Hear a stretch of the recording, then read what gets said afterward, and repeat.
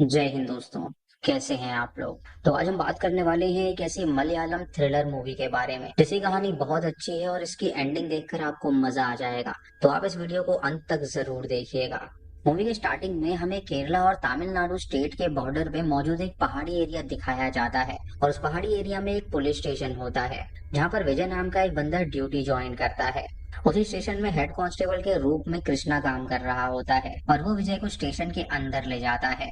वो वहां पर काम करने वाले सभी लोगों से उसकी पहचान करवाता है और कृष्णा के साथ तीन और हेड कांस्टेबल्स भी वहां पर काम करते हैं जिनका नाम होता है बाला सत्या और आनंद।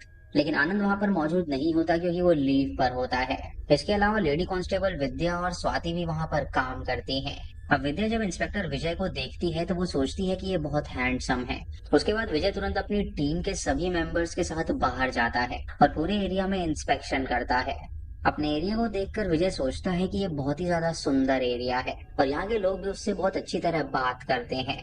उसके बाद इंस्पेक्टर विजय स्टेशन वापस आ जाता है और तभी उस एरिया में एक फाइनेंस कंपनी चलाने वाला कंपनी का ओनर इंस्पेक्टर से मिलने के लिए आता है। वो विजय को कुछ पैसे देने की कोशिश करता है लेकिन इंस्पेक्टर विजय कहता है कि वो रिश्वत नहीं लेता। ये कहकर वो उसे डांटता है और वहां से भगा देता है। उसके बाद वो हेड कांस्टेबल कृष्णा को बुलाकर पूछता है कि ये आदमी मुझे पैसे क्यों दे रहा था। तो कृष्णा उससे कहता है कि दरअसल ये ज्यादा इंटरेस्ट रेट पर यहाँ पर लोगों को पैसे देता है और ये जानने के बाद भी हम लोग अनजान बन जाते हैं।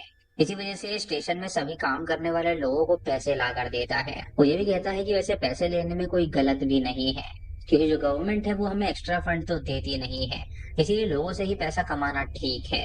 ये सुन के विजय को अजीब लगता है और वो उससे कहता है कि मुझे तुम्हारी आदत नहीं बदलनी है लेकिन मेरे पास कोई भी पैसे लेकर यहाँ पर नहीं आना चाहिए। तुम लोगों की जो मर्जी है, किसी से रिश्वत लेनी है लो चाहे मत लो, लेकिन मैं किसी और से पैसे नहीं लेता हूँ। अब अगले दिन इंस्पेक्टर विजय को एक कॉल आता है और कॉल में बताया जाता है कि स्टेशन के जुरिडिक्शन में एक फॉरेस्ट एरिया आता है और वहां पर उन्हें एक कटा हुआ हाथ मिला है। ये सुनकर विजय बहुत ज्यादा हैरान हो जाता है क्योंकि उसे लग रहा था कि ये एरिया बहुत ही शांत है और यहाँ पर कोई मर्डर नहीं होते। वो सोचता है कि अचानक से आकर ये सब यहाँ पर क्यों हो रहा है। उसके बाद वो वहां पर पहुंचता है और देखता है कि सच में वहां पर एक कटा हुआ हाथ पड़ा है। विजय तुरंत अपनी टीम से कहता है कि यहाँ हाथ मिला है तो बॉडी कहीं पास में ही होगी, इसीलिए सब लोग मिलकर उस बॉडी को ढूंढो। अब उसकी टीम उस बॉडी को ढूंढने चली जाती है और उन्हें वहां पर एक डेड बॉडी मिल जाती है। वो देखते हैं कि बॉडी काफी हद तक सड़ चुकी है, इसीलिए विजय तुरंत वहां पर फॉरेंसिक टीम को बुलाता है। अब फॉरेंसिक टीम बॉडी का टेस्ट करके विजय से कहती है कि इस आदमी के सर पर बहुत जोर से मारा गया था और उसके बाद उसका गला दबाकर उसे मार दिया गया। मरने वाले की उम्र लगभग 30 साल से 35 साल के बीच है और लगता है कि इसकी मौत हुए 5 दिन बीत चुके हैं। अब इन्वेस्टिगेशन शुरू करने के बाद विजय सबसे पहले पता लगाने की कोशिश करता है कि जिस जमीन पर बॉडी मिली थी आखिर वो किसकी है। तभी जो जमीन का मालिक होता है वो उससे मिलने आता है और वो कहता है कि जमीन उसी की है और काफी सालों से वो लोग वहां पर खेती नहीं कर रहे हैं, इसीलिए पूरा खेत जंगल जैसा ही बन गया है। वो ये भी कहता है कि इस मर्डर से उसका कोई भी लेना देना नहीं है। अब विजय इस केस को बहुत सीरियसली इन्वेस्टिगेट कर रहा होता है और तभी एक बात उसे पता चलती है कि उस एरिया में जो फाइनेंस कंपनी है उसमें पिछली रात 3 चोर घुस गए थे और कंपनी का कैश और गोल्ड चुरा कर ले गए। अब विजय तुरंत अपनी टीम के साथ उस फाइनेंस कंपनी में पहुंचता है और कंपनी का मैनेजर उसे अंदर लेकर जाता है। वो कहता है कि सर चोर पहले लॉकर तोड़ने की कोशिश कर रहे थे लेकिन लॉकर उनसे खुला नहीं, इसीलिए वो पूरा लॉकर ही उठा कर ले गए हैं। उस लॉकर में कई सारा गोल्ड था और लगभग 10 लाख रुपए भी थे। उसके बाद विजय सब कुछ ध्यान से इंस्पेक्ट करता है और उसे पता चलता है कि चोरों ने सीसीटीवी कैमरा पे ब्लैक स्प्रे मार दिया था ताकि कुछ भी कैप्चर ना हो सके। अब विजय सोचता है कि इतनी प्लानिंग के साथ किया गया काम सिर्फ लोकल लोग ही कर सकते हैं। अब इसी दौरान फाइनेंस कंपनी के बाहर कई सारे लोकल लोग जमा हो जाते हैं और उन लोगों ने उस कंपनी में अपना गोल्ड गिरवी रखा हुआ था। सब लोग चिल्लाकर कहने लगते हैं कि हमारा गोल्ड हमें वापस दो और ये सुनकर विजय तुरंत उनके पास जाता है और कहता है कि कंपनी में चोरी हुई है, ये बात सच है, लेकिन आप लोग टेंशन मत लीजिए, मैं चोरों को पकड़ लूंगा और बहुत ही जल्दी आपको आपका गोल्ड भी दिला दूंगा। ये कहकर वो उन्हें शांत कराता है और वहां से भेज देता है। अब उसी भीड़ में एक आदमी होता है जो कि विजय को बहुत ही गुस्से से नोटिस कर रहा होता है और विजय भी उसे देख लेता है और जब दोबारा वो उसकी तरफ देखता है तो वो आदमी गायब हो चुका था। अब स्टेशन लौटने के बाद विजय सोचने लगता है कि इस एरिया में ड्यूटी ज्वाइन किए हुए उसे सिर्फ 3 दिन हुए हैं और तीसरे दिन ही यहाँ पर एक मर्डर और रॉबरी हो चुकी है। वो फैसला करता है कि इन दोनों केसेस को किसी भी हाल में उसे सॉल्व करना होगा और वो ये भी सोचता है कि इन दोनों केसेस के बीच जरूर कोई ना कोई कनेक्शन होगा। अब उसके दिमाग में एक पॉसिबिलिटी आती है कि फाइनेंस कंपनी से लोन लेने वाले लोगों में से ही किसी ने गुस्से में आकर रॉबरी की है। और इन्वेस्टिगेशन में उसे पता चलता है कि मनोज नाम के एक आदमी ने अपनी जमीन गिरवी रख दी थी और लोन लेकर पैसे से उसने बिजनेस स्टार्ट किया था, लेकिन उसका बिजनेस बहुत ही बुरी तरह फेल हो गया था। उसके बाद विजय मनोज के घर पहुंचता है उससे पूछताछ करने के लिए, पर वहां पर सिर्फ मनोज की वाइफ होती है। विजय पूछता है कि मनोज कहाँ पर है, तो मनोज की वाइफ कहती है कि मुझे नहीं पता कि वो कहाँ गायब हो गया। वो बिजनेस के काम के लिए बाहर गया था, लेकिन अभी तक वो घर नहीं लौटा है। अब ये सुनकर विजय अपनी टीम से कहता है कि उस पर नजर रखो, और उसके बाद वो वहां से चला जाता है। उसके बाद विजय ये जानने की कोशिश करता है कि फाइनेंस कंपनी की वजह से और कौन परेशान हुआ था, पर तब उसे मधु नाम के एक आदमी के बारे में पता चलता है। मधु ने उस कंपनी से लोन लिया था, लेकिन लोन वापस ना कर पाने की वजह से कंपनी वालों ने उस पर बहुत ज्यादा प्रेशर डाला था। मधु अपनी ये बेइज्जती बर्दाश्त नहीं कर पाया था, जिसकी वजह से उसने अपने आप को ही मार लिया था। और मधु के दो बेटे हैं जिनका नाम किरण और चरण है। अब विजय तुरंत मधु के घर जाता है, पर वहां मधु की वाइफ उसे मिलती है, जो कि उसे बताती है कि बड़ा बेटा किरण यहाँ पर काम नहीं करता और किसी और जगह पर वो जॉब करता है। लेकिन छोटा बेटा चरण अपने फादर की डेथ के बाद डिप्रेशन में चला गया और वो बहुत ही बड़ा शराबी बन गया है, इसीलिए वो हमेशा ही घर में बैठकर शराब पीता रहता है। अब इसी दौरान विजय घर में लगी हुई फैमिली फोटो देखता है, और फोटो में मधु के पास उनका बड़ा बेटा किरण खड़ा होता है। और किरण को देखते ही विजय शॉक हो जाता है, क्योंकि फाइनेंस कंपनी के बाहर जब भीड़ जमा हो गई थी तो विजय उन्हें समझाने के लिए गया था, और उस भीड़ में से एक आदमी विजय को घूर रहा था, और वो आदमी कोई और नहीं बल्कि वो किरण ही था। अब ये समझते ही विजय को ये लगता है कि शायद किरण ने ही गुस्से में आकर उस कंपनी में रॉबरी करी है। उसके बाद विजय को एक और खबर मिलती है कि गांव के ब्रिज के नीचे एक और डेड बॉडी मिली है, और विजय सुन के हैरान हो जाता है और वहां पहुंचकर इन्वेस्टिगेशन शुरू करता है। उसे देखकर लगता है कि उस आदमी को कहीं और मारकर किसी रस्सी से बांधकर उसे यहाँ पर लाया गया है। उसके बाद वो फॉरेंसिक टीम को बुलाता है, जो कि जांच करके बताते हैं कि इसका पैटर्न भी पहले मर्डर जैसा ही है। अब सुन के विजय और ज्यादा परेशान हो जाता है और सोचता है कि उसके आने के कुछ दिनों में ही यहाँ पर 2 मर्डर्स हो चुके हैं, और यहाँ तक कि एक कंपनी में रॉबरी भी हो गई है। इसीलिए इस केस को सॉल्व करना बहुत ज्यादा जरूरी है। अब विजय पूरे एरिया में दिन रात इन्वेस्टिगेशन करने लगता है, और एक रात विद्या विजय को फोन करके बताती है कि किसी ने उसे बताया है कि जंगल में एक आदमी को किसी ने बुरी तरह पीटा है। अब ये सुनकर विजय तुरंत अपनी पूरी टीम के साथ जंगल के पास पहुंचता है, और सब लोग अलग अलग डायरेक्शन में जाकर तलाश शुरू कर देते हैं। तभी वहां पर विजय को एक डेड बॉडी मिलती है, और बॉडी देखकर विजय सोचता है कि अभी अभी इसे मारकर यहाँ पे दबाने की कोशिश की गई है, लेकिन पुलिस को आता देख कातिल जरूर यहाँ से भाग गया है। अब विजय डेड बॉडी की पॉकेट चेक करता है, और पॉकेट में उसे एक गोल्ड की चेन मिलती है। विजय जब उस चेन को देख रहा होता है, तभी एक अननोन आदमी उसके पीछे से आता है और उसके सर पे जोर से वार करता है, और इससे विजय बहुत ही जोर से चिल्लाता है। उसकी आवाज सुनकर उसकी सारी टीम वहीं पर आ जाती है, लेकिन विजय पर हमला करने वाला आदमी वहां से भाग निकलता है, और विजय उसका चेहरा नहीं देख पाता और वहीं पर बेहोश हो जाता है। अब विजय को हॉस्पिटल ले जाया जाता है, जहां पर उसका ट्रीटमेंट होता है, और बाद में कृष्णा विजय से मिलकर कहता है कि सर, मैंने ब्रिज के नीचे वाली डेड बॉडी के बारे में पता लगाया है। उस बंदे का नाम अरुण था, और वो तमिलनाडु से यहाँ पर आया था। वो ये भी बताता है कि अरुण के साथ टोटल 4 लोग बिल्डिंग के कॉन्ट्रैक्ट वर्क के लिए यहाँ पर आए थे, और उनके नाम अरुण, मणिकांता, चंद्रा और कुमार थे। इन चारों में से 3 लोग पहले ही मर चुके हैं, और सबसे पहले जो सड़ी हुई बॉडी मिली थी वो मणिकांता की थी। ब्रिज के नीचे जो बॉडी मिली वो अरुण की थी, और जंगल में जो उन्हें तीसरी बॉडी मिली है वो चंद्रा की है। यानी कि वो कातिल अब कुमार को टारगेट बनाएगा और उसे मारेगा।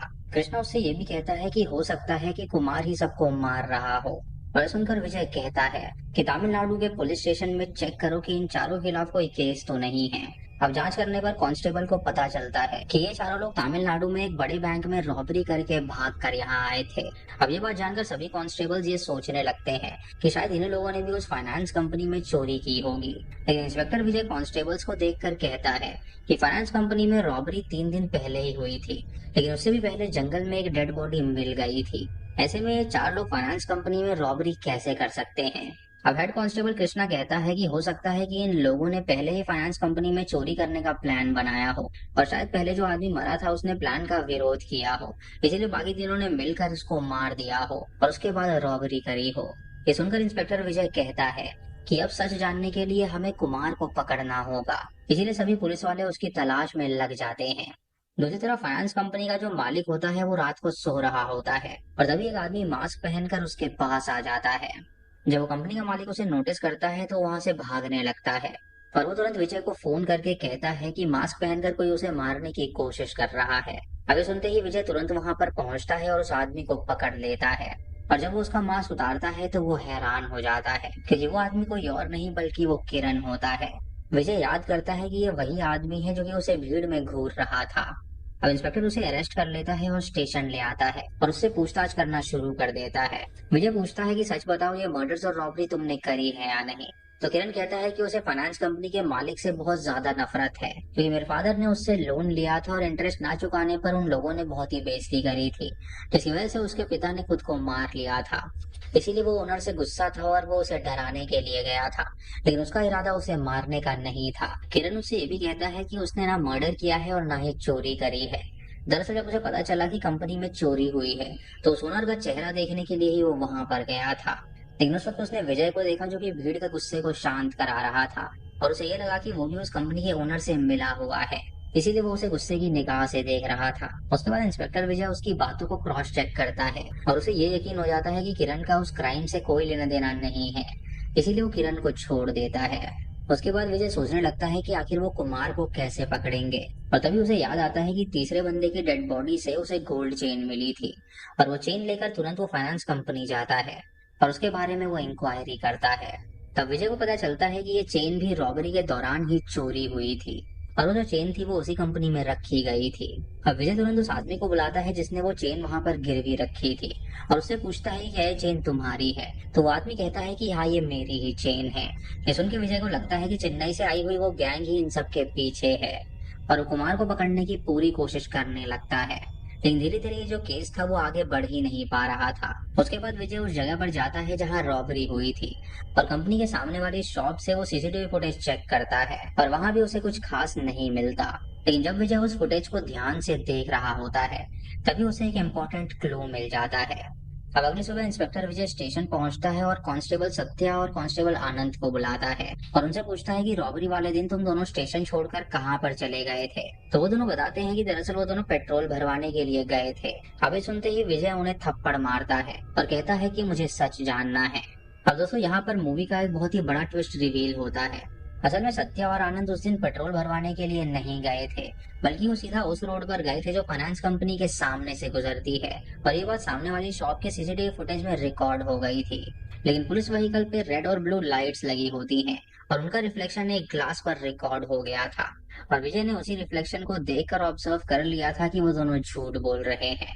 उसके बाद विजय पूछता है कि रॉबरी वाले दिन तुम दोनों वहां पर क्या कर रहे थे। अगर तुम लोगों ने सच नहीं बताया तो मैं सीधा एसपी को कॉल करने जा रहा हूँ। तभी कांस्टेबल सत्या विजय के हाथ से फोन छीनकर जमीन पर फेंक देता है जिससे कि उसका फोन टूट जाता है और विजय गुस्से में हेड कांस्टेबल कृष्णा को बुलाता है और कहता है कि जरा यहाँ आइए और देखिए कि यहाँ पर क्या हो रहा है।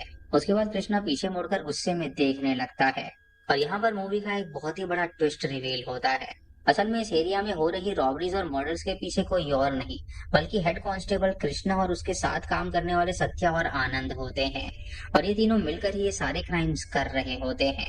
अब वो तीनों विजय को देखकर हंसने लगते हैं और उससे कहते हैं कि सर, आप तो बहुत ही ज्यादा इंटेलिजेंट ऑफिसर हो और हमें लगा था कि आप सच्चाई तक नहीं पहुंच पाओगे, लेकिन आपने सब कुछ सच का पता लगा लिया।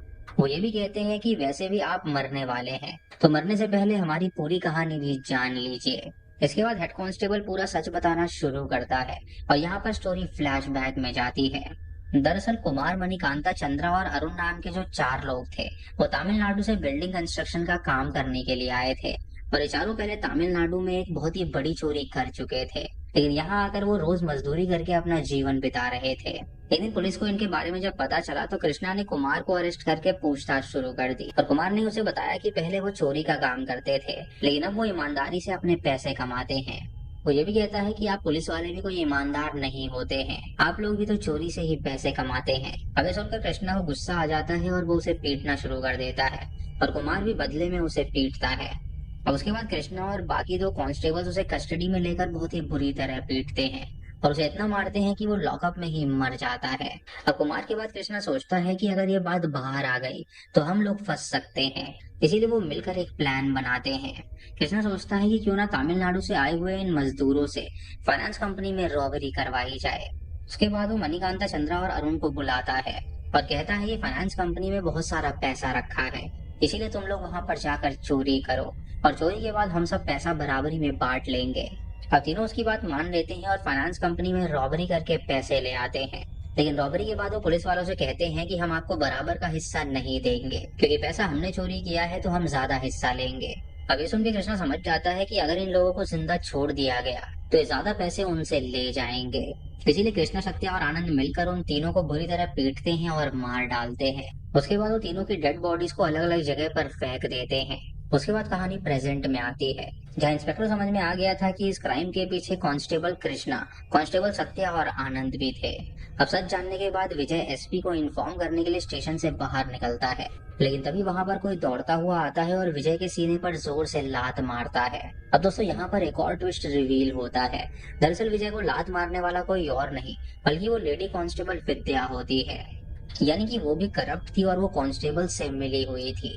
इसके बाद सब लोग मिलकर विजय को एक रूम में बांध देते हैं और तब विजय सबसे पूछता है कि आखिर तुम लोगों ने कुमार की डेड बॉडी कहाँ पर छुपाई है, क्योंकि अभी तक कुमार की डेड बॉडी उसे नहीं मिली है। इस पर वो लोग हंसने लगते हैं और कहते हैं कि दृश्यम मूवी में जब तक डेड बॉडी नहीं मिलती तब तक सब कितने खुश रहते हैं, इसीलिए हम भी वैसे ही खुश रहना चाहते हैं। वो लोग मूवी के डायलॉग्स मारकर विजय का मजाक उड़ाने लगते हैं और ये सुनकर विजय कहता है कि जब पुलिस डिपार्टमेंट के लोग ही ऐसा काम करेंगे तो आम लोगों का पुलिस डिपार्टमेंट से भरोसा ही उठ जाएगा।